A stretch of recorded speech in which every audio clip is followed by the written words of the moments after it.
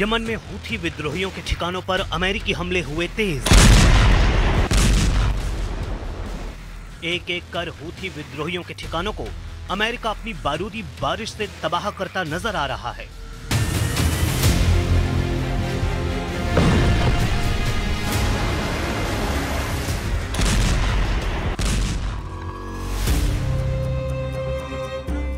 Israel, America और Saudi अरब तीनों के भयानक हमले से दहल गया यमन।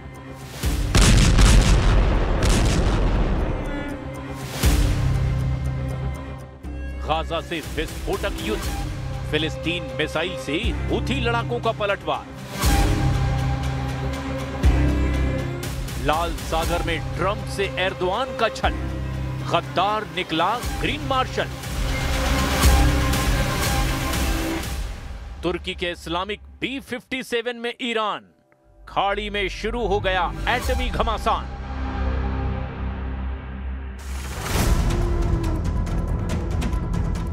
गाजा से शिफ्ट होकर यमन में विध्वंसक युद्ध शुरू हो गया है, जहां 3 ताकतवर देशों ने भीषण हमला शुरू कर दिया है। यमन की राजधानी सना पर बेहिसाब बारूद बरस रहा है। इजराइल, सऊदी अरब और सुपर पावर अमेरिका ने यमन में एक साथ तूफानी हमलों से तहलका मचा दिया है। हमले की शुरुआत इजराइल ने की है, उसके बाद सऊदी अरब ने भी यमन में मिसाइलों से धमाके किए। फिर अमेरिकी फाइटर ड्रोन ने ईरान समर्थित हूथी लड़ाकों और अलकायदा के अड्डों पर बमबारी की। यमन पर हुआ अब तक का ये सबसे भयानक हमला माना जा रहा है, जिसमें 3 देशों ने ताबड़तोड़ प्रहार से हूथी लड़ाकों को बेदम कर डाला है। हूथी फाइटर्स पर हमले के साथ ईरान की घेराबंदी शुरू हो गई है। हाल ही में ईरान के सुप्रीम लीडर अली खामनेई ने ट्रंप को यह धमकी दी है कि जो भी इजराइल का साथ देगा वो बर्बाद होगा। खामनेई की धमकी के बाद अमेरिका, इजराइल, ईरान समर्थित लड़ाका ग्रुप पर टूट पड़े हैं। असल में खामनेई ने ट्रंप को खाड़ी देशों से अमेरिकी सैन्य अड्डों को तत्काल हटाने की धमकी दी, जिससे भड़के सुपर पावर ने हमला बोल दिया। همکاری با ایران با همکاری و کمک به رژیم صهیونی ملعون سازگار نیست. رژیم ملعون صهیونی با این وضعی که در این اواخر همه دنیا دیدن، همه دنیا فهمیدن، همه دنیا محکوم کردن، آمریکا کمک میکنه، آمریکا پشتیبانی میکنه، آمریکا حمایت میکنه. با این وضع همراهی با ایران معنی نداره، قابل قبول نیست. بله، इजराइल ने हूथी लड़ाकों को फिर से फोड़ना इसीलिए शुरू किया कि हूथी चीफ ने नए युद्ध का ऐलान 5 नवंबर को किया है। अब्दुल मलिक हूथी ने नेतन्याहू के खिलाफ फिर से युद्ध की घोषणा जैसे ही की, इजराइल ने मिसाइलों की बौछार शुरू कर दी। इजराइल ने हूथी पर जवाबी हमला ड्रोन और मिसाइलों से किया है। इजराइल ने यमन की राजधानी सना में हूथी सैन्य मुख्यालय और हथियार गोदाम को जला डाला है। इजराइल के हमले के बाद पूरे यमन में हाई अलर्ट है। मीडिया रिपोर्ट में 50 से ज्यादा हूथी लड़ाकों के मारे जाने और 600 के करीब लोगों के घायल होने की जानकारी दी गई है।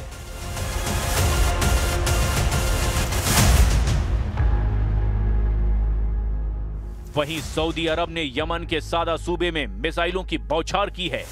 प्रिंस मोहम्मद बिन सलमान के निशाने पर भी हूथी के सैन्य ठिकाने हैं। हालांकि सऊदी के मिसाइल हमलों में हुए जान माल के नुकसान का अनुमान अब तक नहीं लगाया जा सका है। सऊदी अरब 11 साल से यमन फ्रंट पर युद्ध में उलझा हुआ है। यमन के हूथी लड़ाके वक्त वक्त पर सऊदी अरब पर मिसाइलों से हमला करते रहते हैं। सऊदी अरब की तेल कंपनियों को भी हूथी लड़ाकों ने रॉकेट से कई बार जला डाला है। प्रिंस सलमान हूथी लड़ाकों से क्यों खौफ खाते हैं, इसकी डिटेल आगे जानेंगे। पहले ये जान लीजिए कि अमेरिका ने यमन में कितना बड़ा शिकार किया है।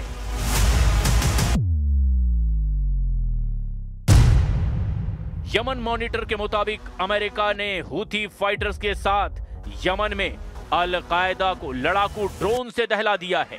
अमेरिका के ड्रोन हमले में अल कायदा के टॉप कमांडर अबू मोहम्मद अल ज़नानी के मारे जाने का भी दावा किया गया है।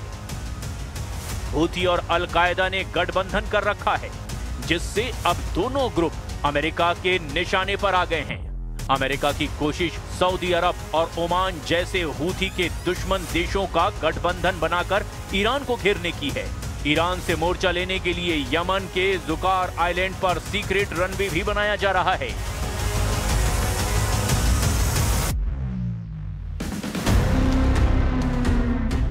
प्लैनेट लैब्स बीबीसी ने सैटेलाइट तस्वीरों से जुकार द्वीप पर लगभग 2000 मीटर लंबे रनवे के निर्माण की जानकारी दी है।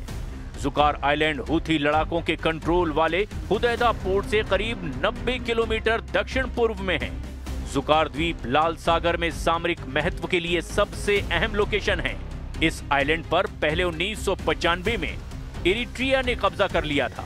साल 1998 के एक अंतर्राष्ट्रीय फैसले में इसे यमन को सौंपा गया। 2015 में जब सऊदी अरब यूएई गठबंधन सेना ने हूथी से युद्ध शुरू किया, तब फिर से जुकार आइलैंड हूथी लड़ाकों से आजाद कराया गया।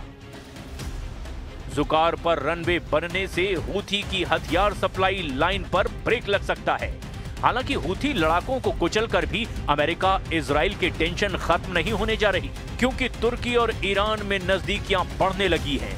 एर्दोआन ने ईरान को 57 देशों के इस्लामिक गठबंधन फोर्स में शामिल कर लिया है। तुर्की के इस्तांबुल में इस्लामिक चैम्बर ऑफ कॉमर्स की एक अहम बैठक हुई है। बैठक में B57+ मंच बनाने का फैसला लिया गया।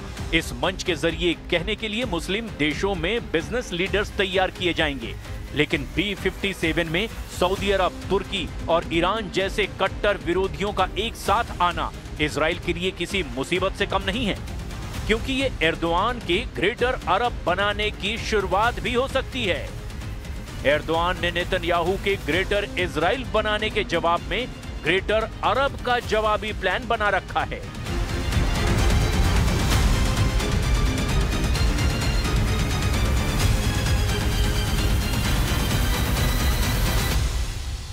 नेतन्याहू के ग्रेटर इजराइल प्रोजेक्ट के कट्टर विरोधी तुर्की के राष्ट्रपति हैं।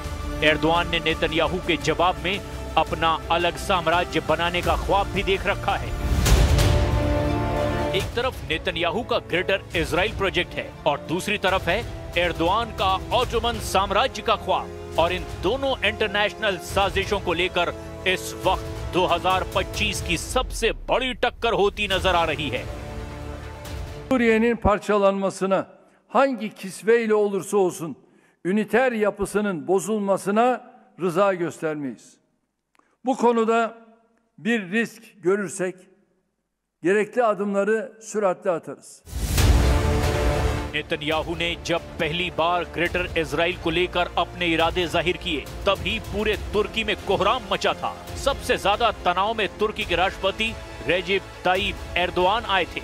एर्दोआन लगातार वही वीडियो देख रहे जिसमें हेलीकॉप्टर से उतरने के बाद नेतन्याहू उस पहाड़ पर पहुंचे जिसको कहा जाता है जबल अल शेख, यानी शेख का पहाड़। सीरिया की ऊंची चोटी को इजराइल में माउंट हेरमोन कहा जाता है। सीरिया में शेख के पहाड़ पर पहुंचकर नेतन्याहू बता चुके हैं अब अपना सीरिया पर कब्जे वाला उनका प्लान क्या है। אני פה בשיח חרמון עם שר הביטחון, הרמטכ"ל, אלוף פיקוד צפון, ראש השב"כ ומפקדים בכירים. אנחנו פה בחיתוך מצב כדי להחליט על היערכות ישראל במקום החשוב הזה עד שימצא סידור אחר שמבטיח את ביטחון ישראל. एर्दोआन की बड़ी ख्वाहिश है कि अखंड तुर्की बनाया जाए, सीरिया के उन इलाकों पर कब्जा किया जाए जो ऑटोमन साम्राज्य के दौरान उनकी जद में रहे हैं। इसमें सीरिया के इदलिब, अलेप्पो, दमिश्क और रक्का जैसे शहर भी शामिल हैं, जिन पर एर्दोआन की नजरें गड़ी हुई है। ये चारों शहर इस वक्त एर्दोआन के एजेंडे में हैं और लगता है कि सीरिया के इन शहरों के लिए तुर्की अब इजराइल के खिलाफ फिलिस्तीन वाला मोर्चा भी बंद करने के लिए तैयार है। क्या एर्दोआन का ये रवैया फिलिस्तीन के सबसे बड़े समर्थक ईरान और सीरिया के बीच युद्ध करा सकता है? क्या ये युद्ध वर्ल्ड वॉर में तब्दील हो सकता है? ये सवाल बार बार अब उठने लगे हैं। तुर्की की नीयत साफ नहीं है, ये बात ईरान बहुत अच्छी तरह से जानता है। एर्दोआन अपनी पार्टी के एक सम्मेलन में ये कह चुके हैं कि पहले विश्व युद्ध के बाद अगर अलग तरीके से सीमांकन होता तो अलेप्पो, दमिश्क, इदलिब और रक्का तुर्की में होते।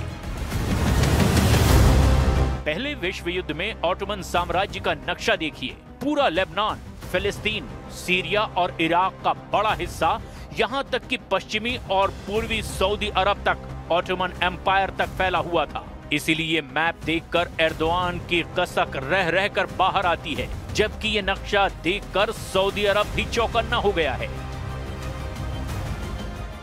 Bu yıl veya bu yol tıkanır veya dinamitlenirse işte o zaman devletimizin kadife eldivene sarılı demir yumruğunu kullanmaktan da çekinmeyin. बशर अल असद की सरकार गिराए जाने के बाद सीरिया में तुर्की को दबदबा बढ़ाने का बड़ा मौका मिल गया था, लेकिन सीरिया में तुर्की का दायरा बढ़ने का सबसे बड़ा फायदा इजराइल को हुआ, क्योंकि सीरिया में सबसे ऊंचे शेख के पहाड़ पर भी नेतन्याहू के कदम पड़ गए। नेतन्याहू का ये वीडियो देखकर ईरान भी बहुत ज्यादा तनाव में आया, क्योंकि लेबनान तक उसकी पहुंच अब पूरी तरह कट चुकी है। طبیعی است که کشورهای منطقه در این روند باید کمککار باشند بدون هر گونه مداخله مخرب یا هر گونه فشار و تهدید نسبت به جریان‌های فعال در سیاست سوریه.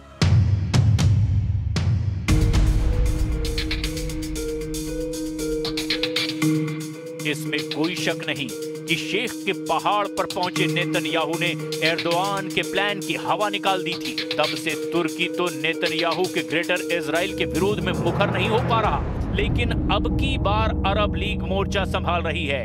जाहिर है इजराइल को अरब देशों से टकराना पड़ा तो महायुद्ध छिड़ेगा, जिसमें महाशक्तियां भी अपनी अपनी ताकत आजमाएंगी।